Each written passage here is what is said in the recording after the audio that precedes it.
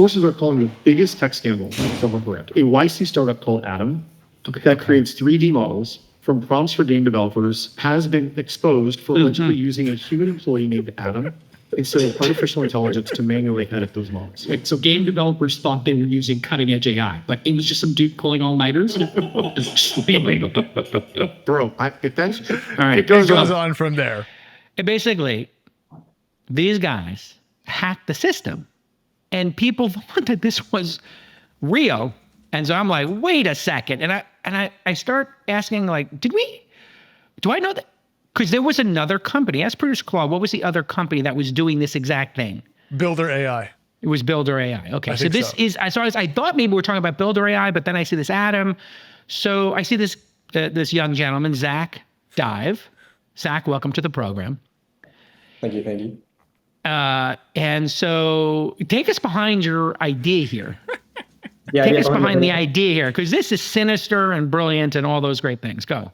We actually did it first for April Fools, where we made an April Fools prank where we put up like a fake TechCrunch article and said that like the AI behind Adam was actually a guy called Adam. And it went fairly viral on X. In fact, we even had some of our investors call us and like freak out, but I was like, it's fine. And then we decided to do it again. And with the new AI video, as you can tell, it's getting pretty close to real. But yeah. Okay, which tool did you use to make these fake AIs? I mean, right now you can use a mixed tool, so you can use like you can use 11 Labs to clone someone's voice. You can use the lip sync models and then VO. We actually use a company. Shout out to them, Yuzu Labs, who are really good at doing AI avatars. So okay, and you're a YC founder. Yes. So 24. Congratulations. Not easy to get into the program. And YC does look for pirates. They look for punk rock people who will break the rules. I've been there. This is a minor infraction. I was an investor in Uber, Robinhood, and countless other companies that bent rules, and were even more punk rock than you, Zach. But I saw this and I was like, hey, Zach, what's the story here? So I DM with him like, hey, listen, people are confused. And you can't do this kind of stuff to the point at which you're confusing people. Now, I've had people there was a all-in AI that a kid named Edward did from a company called Podcast AI that I wound up investing in. And he did this digital all-in one, but it was so bad back then, we all knew it was fake. The problem with yours, Zach, is you did it too good. The tools are too good. People were actually confused. So I said, Zach, you can't do this. You can't take me out of this. I will say most people would think, probably a joke that a guy called Adam is doing all the AI.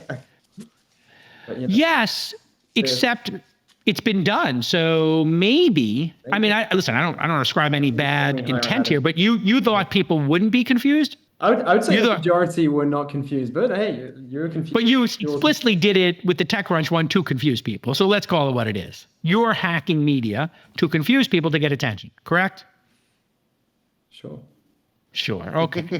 So I told Zach, I was like, Zach, you can't do this kind of stuff. Take me out of it because I don't want to be a spoil sport here. But this is causing confusion. I do endorsements now. I have an endorsement with Athena. So like, if you can use me as an endorser, that messes up my business. So I got to nip this in the bud because literally this year, I've had no less than 10 startups use me in their ads, including my friend David Friedberg's team cut me talking about Supergut and then put me in a paid ad campaign. You didn't put any money behind this, did you, Zach? No. You didn't do a paid ad campaign, did you? Be honest. I know if you did. Did you do a paid ad campaign? We didn't do a paid ad campaign. The ad was free. Even making you a Muppet was free. So exactly. So then Zach's like, okay, fine. And I was like, and please take me out of the previous one. So I was like a little hardcore with Zach. But Zach was a gentleman. He knew he was in the wrong, I think. And he fixed it. But then he decided he would dunk on me. Well played. Here you go, Alex. Play the next one. I have cut, my dear friends, to the place where Jason arrives in his new getup. I think this is a really good fashion for you, Jason. Let's take a look. So game developers thought they were using cutting edge AI, but it was just some dude pulling all-nighters. Even better. So the Muppet thing's been done a bunch, but yeah, so that was your way of like giving me a little counterpunch, Zach? You wanted to be a little spicy with J-Cal?